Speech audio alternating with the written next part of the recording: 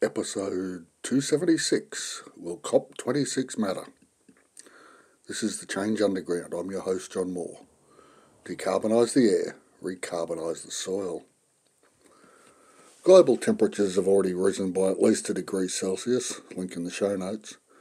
Our highly esteemed Prime Minister, Scotty from Marketing, has been described by an individual journalist by the name of Nikki Sava. She described the PM as someone who avoids problems until they become catastrophes before mishandling them, or words to that effect. Well, last week he managed, perhaps mismanaged, the Liberal Party's relationship with the National Party, their coalition partners, to produce a net zero by 2050 plan for COP26. A plan the Australian people haven't seen and actually probably doesn't even exist. Now, here are a couple of clips, firstly from our PM describing the deal with the Nationals, and then our Deputy PM, who's leader of the Nationals, showing just how united we are. Tonight I'll be heading off to the G20 Leaders Summit, as well as the COP26 in Glasgow. We'll make Australian decisions in Australia for Australia's interests, and that's what I'll be saying in Glasgow. The Nats were absolutely implicit that no deal would go forward that we would support unless it was absolutely categorically ruled out, and we got that. I have no misunderstanding. It's a whole of economy emissions reduction plan. And the only way you can get your 30% by 2030 reduction in methanes on 2020 levels would be to grab a rifle and go out and start shooting your cattle. Now, our Prime Minister, who during the Black Summer bushfires of the summer of 2019-2020, decided to take his family on a holiday to Hawaii after the fires started, and used the following reason for why he wasn't on deck. "I don't hold a hose, mate." He was then surprised that victims and firefighters didn't want to participate in a meet and greet display for the cameras, and refused, in fact, to shake his hand. So that's what's representing this country at the G20 and the COP26, siding with Russia, China and India to exclude coal from any agreement. I kid you not. This is a country with a huge coastline, wind resources and abundant sunshine. You think there might be some renewables there. Thankfully, we have a federal system and the states are taking this climate change thing seriously. Even the National Farmers Federation has a net zero policy. And from their policy entitled, creatively, Climate Change Policy, quote, "Then the NFF supports an economy-wide aspiration of net zero emissions by 2050. The NFF will review its position every 5 years to ascertain if technological and economically credible pathways to achieve this target remain evident.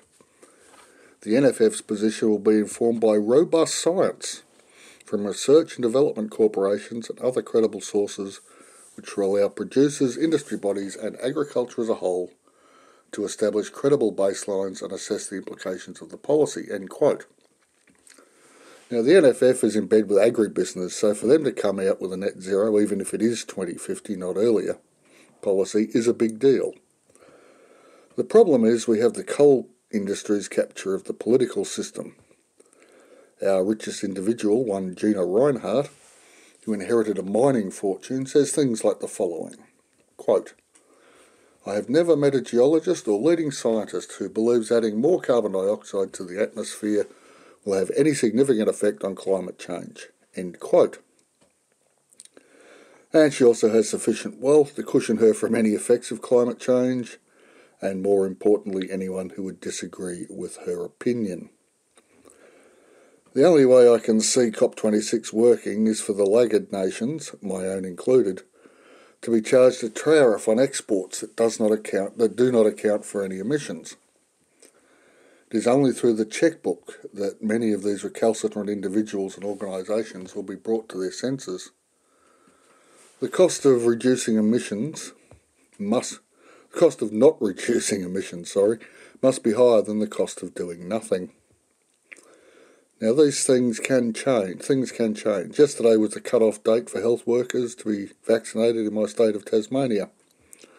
Now, health workers, I would have thought, given their studying and so on, would not have had an issue about this, but there was quite a lot of noise about the mandate and people saying they would refuse. But when push came to shove, 99% had the injection. The other 1% are now on leave without pay. If the cost of extracting and selling coal is made so extraordinarily high that it's cheaper to leave it in the ground, change will occur. Incentives for things like electric vehicles and green hydrogen production would also help. Now, the federal government says it's against picking winners, in inverted commas, through funding. But they provided, according to the Australia Institute, $10.3 billion in subsidies to the coal industry in the financial year 2020 to 2021. There's some funds to redirect, I'd have thought. Equally useful for putting pressure on the recalcitrant is our superannuation sector. I believe it's called the pension sector in other parts of the world and somehow relates to a thing called a 401k in the US. Now, my super scheme has an ethical investing policy and is driving towards net zero carbon world. I can't claim I chose this mob based on anything other than they cover workers in my industry, that's the disability sector, and they actually chose this path forward at the board level. I would have changed providers if another provider had stepped forward. Just a happy coincidence, but I'll take it. So there are so many parts in play at the moment, with so many pointing in the right direction from the financial sector to the whole regen movement, that I suspect we are approaching a 100 monkeys moment. See episode 191, Are You the 100th Monkey? There's a link in the show notes. This Glaswegian meeting has the potential to create the 100th and 101st monkeys, and then we're away. But never forget cultural and political inertia are real. But so too can a small stream of water break through a wall of stone.